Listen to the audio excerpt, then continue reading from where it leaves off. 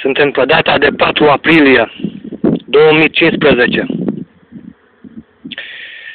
Un stup care a ernat undeva la 7 rame de albine. Are puiet pe 4 rame acum. Și o să arătăm și ramele. Primele 2 rame sunt fără puiet. Și pe urmă începe. Roatele sunt destul de mari. Prima ramă.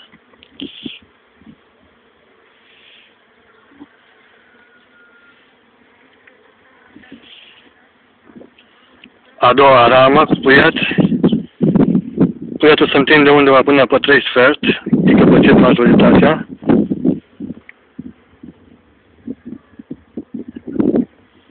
Așa. Temperatura nu prea e așa de ridicată. A treia ramă de puiet.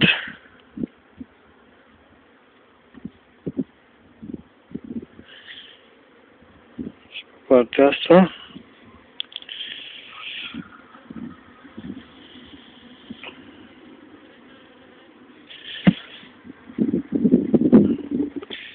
A patra ramă. Puietul e căpăcit în cercuri foarte mari. Se vede că e până sus.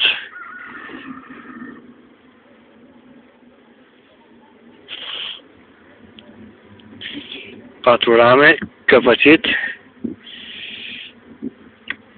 Și a cincea ramă cu larve undeva în jur de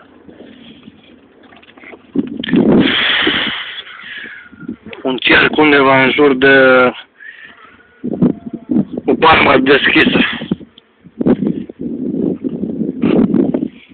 Așa.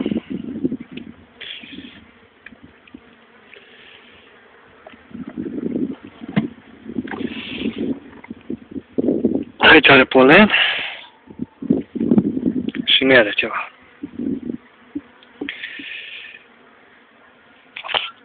Acesta este un stup iernat pe undeva la 6 rame jumate de albină.